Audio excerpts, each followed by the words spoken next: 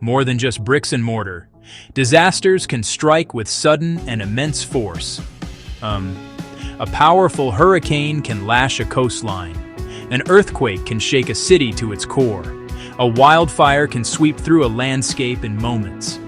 These events break the systems we rely on every single day.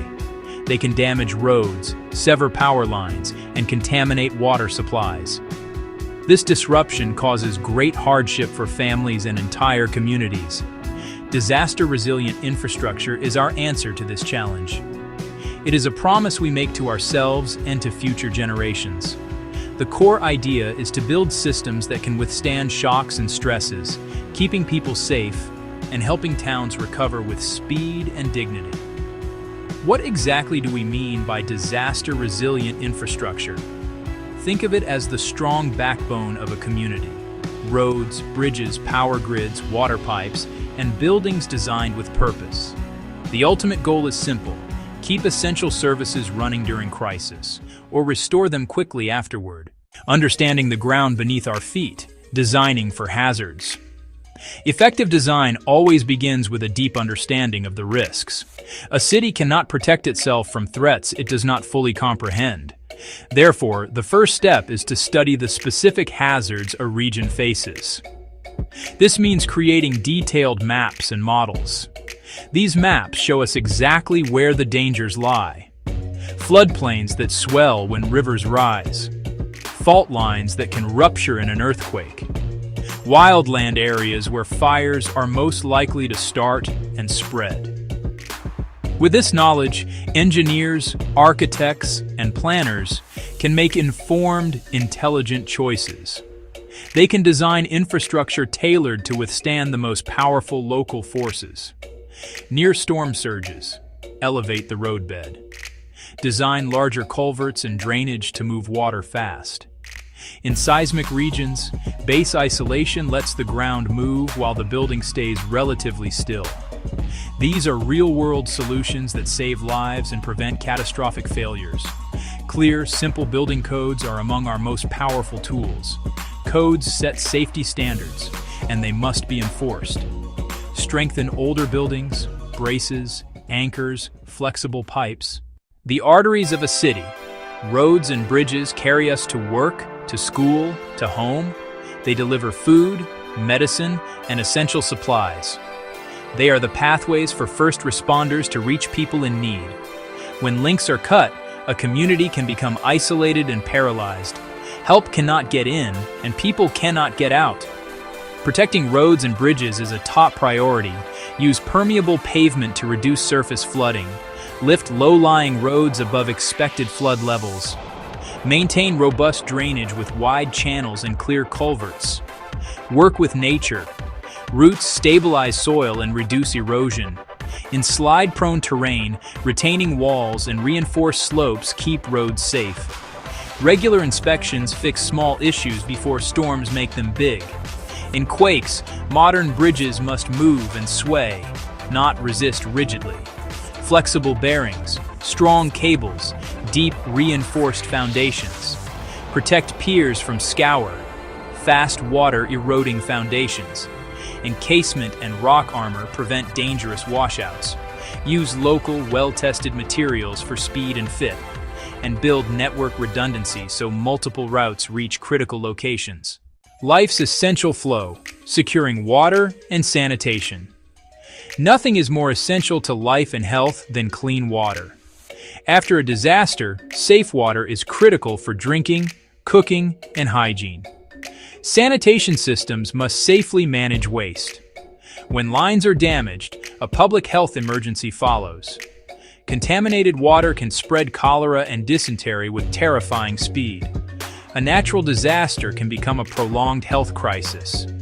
Building resilience into water and sanitation is fundamental to public health. Move away from single points of failure toward distributed water sources. Wells, protected springs, and large-scale rainwater harvesting provide redundancy. If one source fails, others keep working. Local filtration makes secondary sources safe to drink. Older, brittle pipes fail in quakes and floods. Use flexible materials like ductile iron and HDPE. cushion pipes in protected trenches. Site critical facilities away from floodplains and surge zones. Train local technicians for maintenance and quick post-disaster repairs. Low-tech gravity systems and composting toilets keep services running without power. In the modern world, electricity is the invisible force that powers nearly everything. It runs our hospitals, keeps our water pumps working, powers our communications, and allows businesses to operate. When the grid goes down, consequences are immediate and severe. Physically strengthen the grid. Replace wooden poles with steel or concrete. Trim trees from lines. In high-risk zones, bury lines. Costly up front, but robust against wind, ice, and falling trees. A resilient future lies in decentralization. Microgrids that can operate independently, serving hospitals, campuses, or neighborhoods with solar, wind, and battery storage. During a major outage, microgrids disconnect and keep the lights on. They sustain shelters, fire stations, and critical medical equipment, an island of stability. They let responders coordinate and give vulnerable people a safe place to go. As costs fall, microgrids scale from rural towns to dense urban districts. Backup is non-negotiable. Prioritize solar plus batteries over fuel-dependent generators. Few moving parts, no fuel, reliable, low maintenance, and cleaner for the environment. Investing in resilient, decentralized, renewable energy builds a future where the lights stay on, no matter the storm. For most people, home is the ultimate sanctuary. A well-built home can be the difference between life and death. Resilient housing protects against specific threats without complex technology. In hurricane regions, high-wind shingles, metal clips tying roof to walls, impact-resistant windows or shutters. In flood zones, elevate living spaces above rising waters. Use flood-resistant materials where water may reach. In wildfire zones, create defensible space and use non-combustible roofing and siding. Upgrade millions of vulnerable homes, bolt frames to foundations, add plywood sheathing, install flood vents. Many retrofits are achievable by trained contractors or skilled homeowners. Local programs, loans, grants, and hands-on workshops empower residents. A community of slightly stronger homes weathers storms and recovers faster. Working with nature can provide better, more sustainable protection. Green infrastructure. Healthy wetlands, mangrove forests, and coral reefs absorb storm energy before it reaches communities. Protecting and restoring these systems reduces risk cost-effectively and supports wildlife. Inland, slow water and let it soak in. Parks, rain gardens, permeable paving, and trees. Benefits extend beyond floods. Cooler streets, cleaner water, recreation, even carbon sequestration. Blend built and natural systems. A flood wall paired with a park designed to safely flood. By embracing nature, cities become safer, healthier, and more beautiful. Resilient infrastructure is more than steel and concrete. It is also about people. Awareness is key. Understand risks, flooding, earthquakes, wildfires. Governments must communicate clearly via meetings, sites, and maps. Every family and community needs a disaster plan, routes, meeting places, and backup communications. Practice often and build redundant warning systems. Local volunteers are invaluable. Train to help before responders arrive. Neighbors helping neighbors speeds recovery. Equip hubs, schools, libraries, religious centers, with backup power and essential supplies. These become places for information, shelter, and support. In 2007, Greensburg, Kansas was nearly wiped off the map by a massive tornado. 95% of buildings were destroyed. Schools, the hospital, nearly every home. Instead of leaving or rebuilding the same, they chose stronger and greener. They required new city buildings to meet LEED Platinum. Schools, hospital, and city hall focused on resilience. Wind and solar power, geothermal systems, and rainwater harvesting became standard. Homes were rebuilt with efficiency, better insulation, high-performance windows, efficient appliances. Resilient power lowered outages and utility bills. Greensburg was reborn, stronger and forward-thinking, a story of hope. Disasters will happen. We cannot stop storms or quakes, but we are not helpless. We can build roads that withstand floods, homes that resist winds, power that stays on, and communities that work together.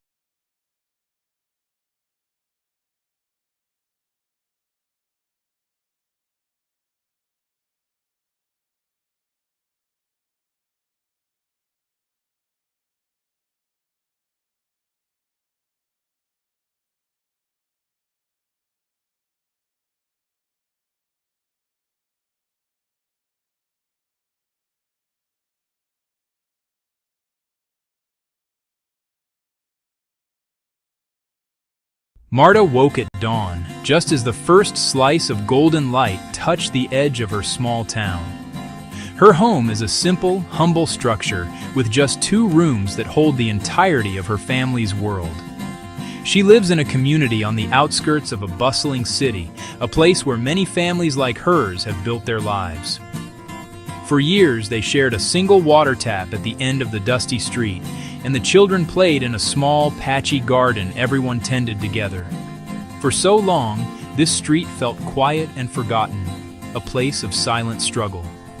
The houses were old, their walls weary from time, and the roads turned to mud in the rain.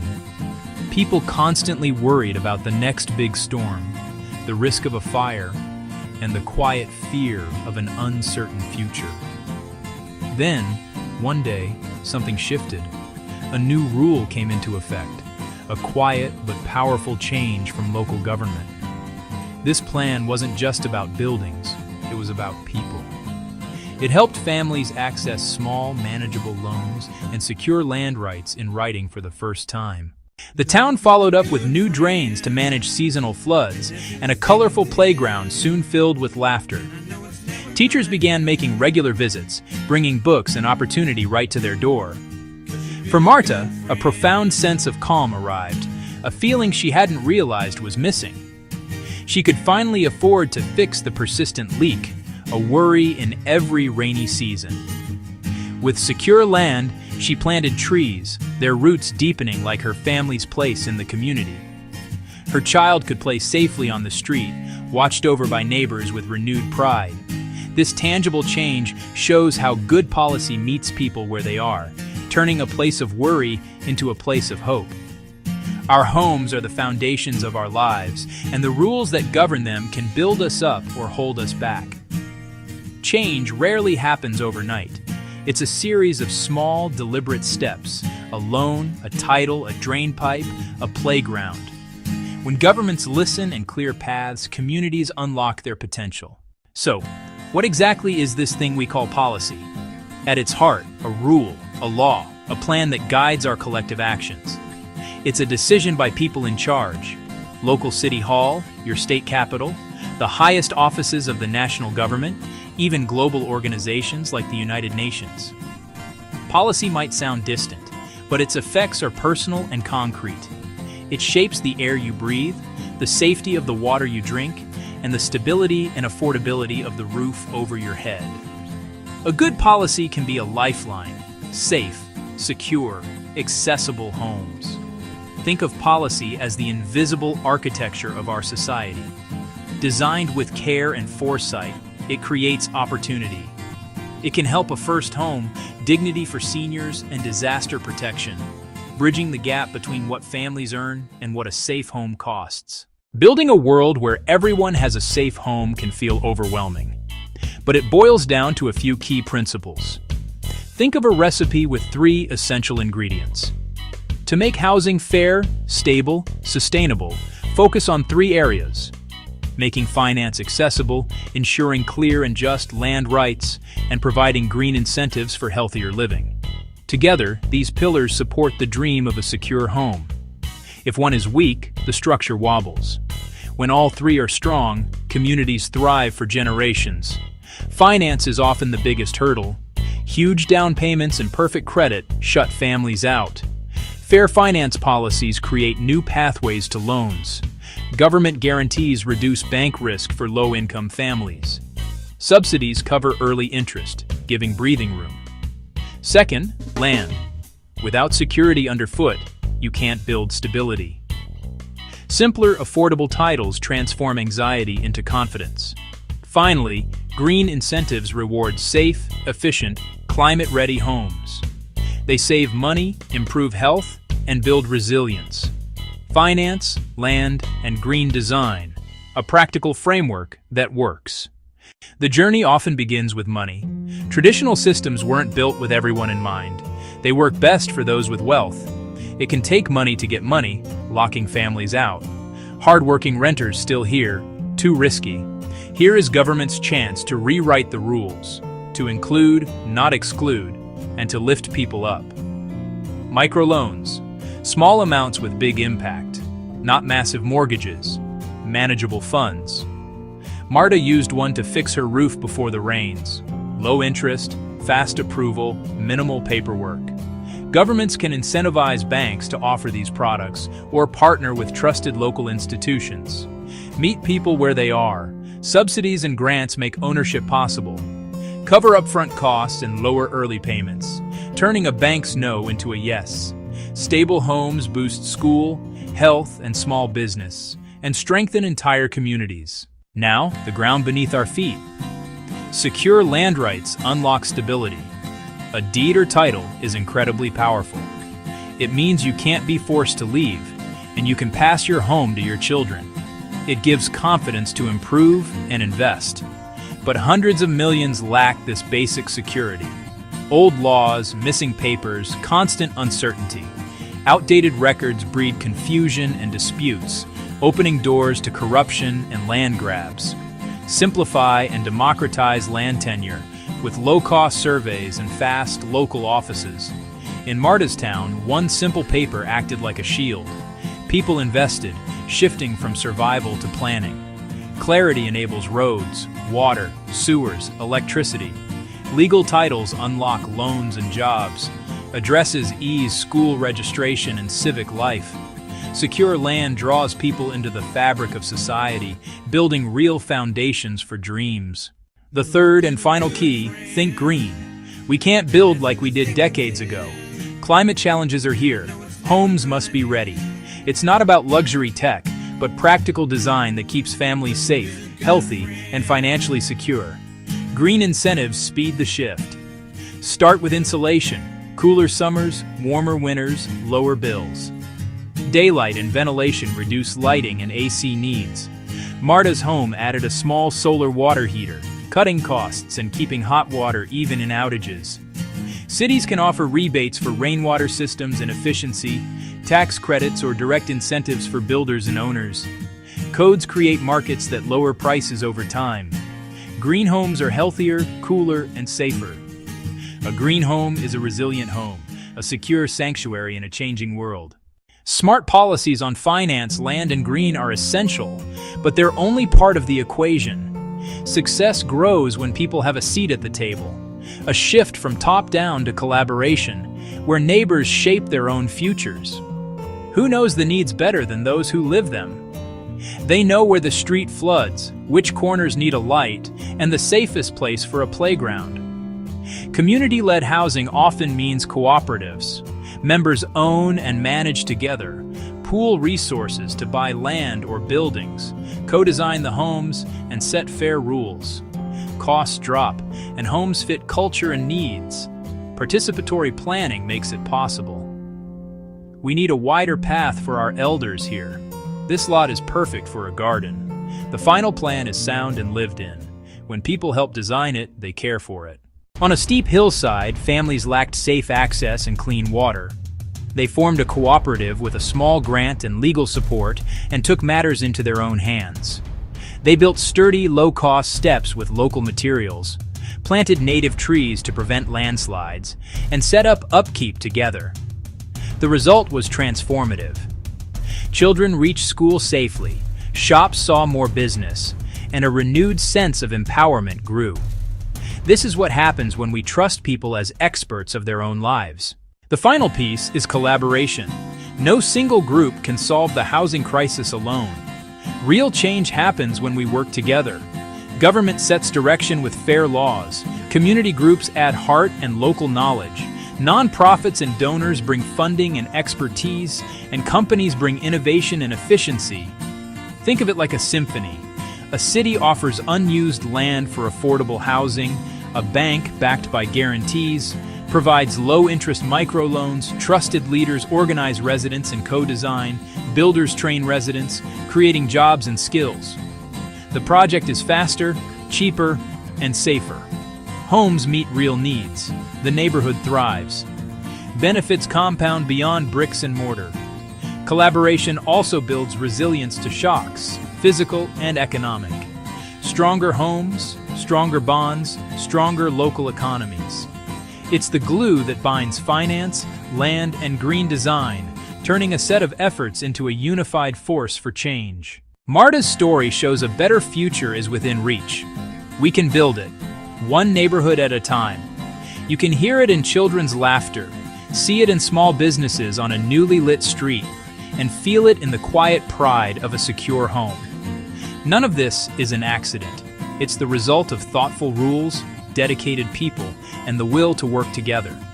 The path is clear, and it requires action. Leaders, start by listening. Ask what people truly need. Create simple rules that clear the path. Make land rights faster and cheaper to secure. Back small loans for low-income buyers. Offer real incentives for green, healthy homes. Empower community groups. Fund, trust, and include them. Community, your voice matters. Organize and act. Small steps together become a powerful movement. Global partners, be connectors and amplifiers. Fund small, high-impact ideas. Spread what works so others can learn. Help craft simple, effective policies. Focus on families and long-term resilience. We already have a blueprint, the Sustainable Development Goals. A world without poverty, with safe, resilient, affordable homes. We have the tools, we have the knowledge, and we have examples of what works. We can bring policy down to the people, turn plans into clean water and safe roofs, and into healthy homes. A home is more than bricks and mortar. It's the start of love, hope, and dreams. It is the foundation of our lives. Together, we can make safe homes real for everyone.